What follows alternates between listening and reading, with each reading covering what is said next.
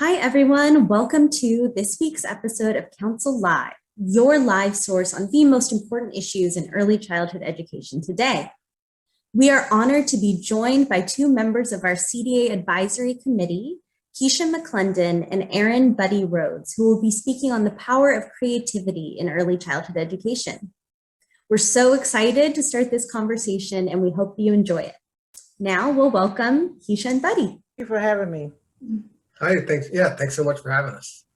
Before we begin our conversation on the power of creativity in early childhood education, I'd love you both to share just for a minute or two with our audience who you are, what role you play in the ECE field, and what led you to early childhood education. So my name is Buddy Rhodes. Who am I? That's a hard question. I am an early childhood professional. I've been in this field for about 10 years. How I got here was through numerous other jobs that, failed for different reasons, or I just didn't feel like my heart was in it until I landed into my first preschool job as a part-time floater. Fell in love with it, knew this is exactly where I was meant to be, where I should be. So I started off by going and getting my CDA, and that just started my lifelong journey of continuing to follow best practices and learn about all the new things that are going on in early childhood education every day. Good afternoon. I'm Keisha McClendon. I am a preschool teacher in a Head Start program. I'm the lead pre-K teacher. I started in this profession about 11 years ago when I was a graphic designer, and people stopped, getting advertising, printing business cards, and I've always loved children. And when I had my own children and they started school, I saw how parents really didn't have time to really work with their children. So this was my passion. So when I got laid off in 2006, I decided I'm gonna work with children. And so I got my CDA, and I have been working with children ever since. And I'm now currently working on my master's degree. And this is just, I love to see children grow. My classroom is set up like a garden because I have caterpillars on my walls, and I have butterflies. And my thing where I put my kids' artwork is watch us grow. So that's my theme. And I just love it. I love that. Thank you so much for sharing. I am so excited to dive into this conversation with you both today. Well, creativity is a very rich topic. I'd love to hear what you both think when you hear the word creativity in respect to early childhood education. What does that mean to you? What comes to mind? Well, the first thing that comes to mind to me is imagination. What can you imagine? What can you see beyond the eye? So that's what I think about when I think of creativity. So really creativity in the early childhood classroom to me is extremely important. It's really when all the students, have a chance to be creative, and that we get to see their true individuality and interests, which really, helps teachers and educators start to build those plans around those interests and make everything more engaging for the kids. For me personally, creativity is expressing yourself in the way that you feel the most comfortable, be it through music, art, writing, anything. It's how we're really able to just share a piece of ourselves with others. I love both of those responses and absolutely agree. And it reminds me, there's that story in the Essentials textbook that talks about the 4-year-old girl who casts aside her brush to paint with the packaging peanut instead. And Essentials uses that anecdote to demonstrate that creativity, really both for children and adults, is about learning to see beyond the eyes in those new ways, express your individuality, break boundaries, make something unique. And in that way that it's more of an attitude than a skill and involves a lot of imagination to think outside the box. So absolutely agree. What are some misconceptions that some early childhood educators, family and community members might have about creativity? So, some of the impressions that I've gotten over my years is that, a lot of teachers and family feel that it's more important to teach young children, their letters, their numbers, and how to write their names, but don't realize the importance of inspiring creativity in the children. And what that does for their cognitive development. One way this can be done is just by giving the children open-ended materials to use and allowing them to freely create. And at that same time, you're helping them to work on their problem-solving skills and their intrinsic motivation. And you're also giving them a choice in what they want to do. So, like we said before, it just helps inspire creativity and imagination. And really, we should be sharing all this information with the families so that way they can go home and do those creative projects with their kids and understand that they don't need everything that we have in school to allow their children to be creative at home. One activity that I think would be great, but you had a great response, is having your child go outside and look for families, look at the sky. What do you see? Can you imagine a cloud? Sometimes they see dinosaurs. During the summer, I take my kids when we were in school. Right now we virtual, but I used to take them outside and say, what do you think that clouds look like? What do you think? What do you think? How do you think it happened? And they love it. And another lesson that I teach is Henry Matisse with cut paper. I would just put all different kinds of cut paper on the table and let them be creative. And they'll tell me, oh, I created this. I had one little boy create a car. And another story that I like to read to them, that it's not a box. So I would give them a piece of paper with a box on it and let them be creative, and they can create whatever they want using that one box. Isn't that the age-old joke that like really little children would prefer the box that the present comes in to the actual present? I love that though, just that endless creativity that sees this is the best gift ever. It's a box, it's everything, it's a rocket ship. Essentials also tells us that a high quality learning environment for preschoolers promotes creativity, learning, and fun. So can you both share some tips you have on cultivating indoor and outdoor environments that support child creativity, in particular for home-based childcare providers or families? Open-ended materials are really the key, as Lakeisha was just touching on. And a lot of them can be found outside, using sticks, using rocks, pine cones. Really, the possibilities are endless. Helping them to understand to stay away from coloring pages and worksheets inside, and give them a blank piece of paper instead. Give them chalk when they're outside and let them use it where they want. Let them use it doesn't have to be on a sidewalk. It can be on a tree. It can be on a fence. It can be anywhere because it'll come off. And then while they're doing those activities, also making sure you're following up with those open-ended questions along the way. Why did you put that there? Or, I really like that, how you did blank, how did you think to do that?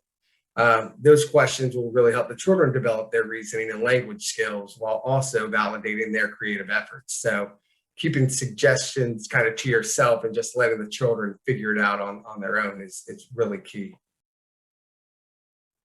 I agree with Buddy. I love those outside materials. A lot of parents say, well, don't play with that or don't touch that. And kids these days don't know how to be creative because we're always telling them, go get your shoes, go get this. We never let them, even if they put their shoes on the wrong foot. This is just an example. Oh, you did a great job. Always give them encouraging words to help build up their self-esteem. I think it would be great.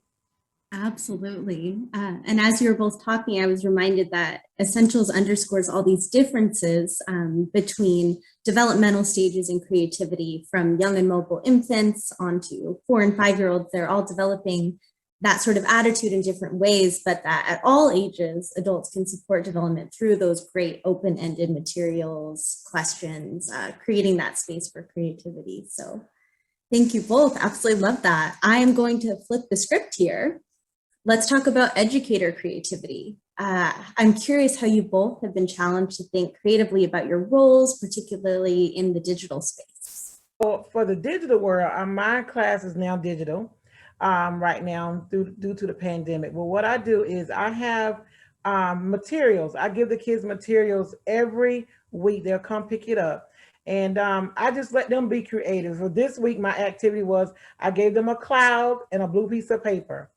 And I told them, be creative. Tell me what you see. What do you think of? What are you thinking about? So we as educators have to make sure we provide materials and ask more, or as buddies keep iterating, ask those open-ended questions, because the one, problem solving, creativity, and also their thinking skills. That really helps them, giving them more materials and giving them opportunity to tell you what they're doing. That's awesome, Keisha. And you know, getting materials out to them, I think was probably one of the hardest things. How do we get materials to all these families that we serve, you know, in a safe way, because to make sure that everybody has the same things to work with at home. So, you know, we had to get creative in how we did that, and kind of did drive-by, just bag handoffs to families. We had to get creative in the way we created the daily schedules for the teachers that we were using. So, you know, making sure that the virtual environment was fostering the children's development. You know, before the pandemic, you'd always heard, you know, limit the screen time, you know, not too long. And now as we've shifted, you know, it's okay, now we have to use the screen. So now what is too much, how is enough, and to make sure that each child feels heard and validated and seen, not only by his teachers, but by his peers. So, you know, making sure that each teacher had one-on-one sessions set up with each family, and then requiring the teachers to get creative in the way that they're contacting the families and reminding them, setting up schedules that work the best for the families in their room. So it was kind of, we had to remove the rigid factor in a way of a classroom setup and how that schedule kind of goes, and put it more family focused first, and make sure that we are connecting with these families, you know, every day. And now lastly, as we started to transition back into schools, seeing how the teachers have just been creative with sharing stuff with the families now that, you know, parents aren't allowed in the building, at least where we are. So, you know, and we're lucky enough to have windows on the first floor. So the teachers have started, rather than taking the artwork up and putting it up on the walls, they're putting it up on the windows and putting things up on their parent boards up on the window. So that way the parents are still getting that feel of seeing what's going on in the classroom without really being in there. I love that. And I love that you both touched on familial involvement, because as we all know, that's a huge part of the education of our youngest learners. And Keisha, if you feel comfortable sharing it all, I know you had brought up something creative that you did in the virtual learning spaces. You found a way to keep kids on the move. Sure. So what I do is we sit down and we get up. So we do dancing, Zoom, and I also bring puppets. So they love puppets. So I bring a puppet in, and I'll say, I should have brought one. I have a Peppa Pig, because one of my students love Peppa Pig. So I like, Peppa is here today. What does Peppa start with? It's the letter P. And, you know, they'll get up. And so we're down for about 5 minutes, and then we'll get up and we'll do music and movement. Then we'll sit down and I'll do math, and then we'll get up and we'll do something else. Today, I gave them dinosaurs. So I sent home dinosaurs. So we talked about the dinosaur, and we sorted the dinosaurs by color, one characteristic. And then we got up and we did the dinosaur stomp. So we got up to it. It's a YouTube video. And so they're up and down, and it kind of keep them engaged. And one thing I have learned with this virtual is that my parents bought into me being their educator. They get on Zoom, they love it. And if I'm not there, they're like, where's Miss Keisha? Where's Miss Keisha? So I don't take a day off, because this is what I love to do. I'm there every day. I think a lot of college students would probably like that kind of class as well. That sounds much more engaging than a general lecture. I love that. I love that you both have brought so much creativity to your roles. And surely if we weren't thinking creatively a year ago, we definitely are now. That's wonderful.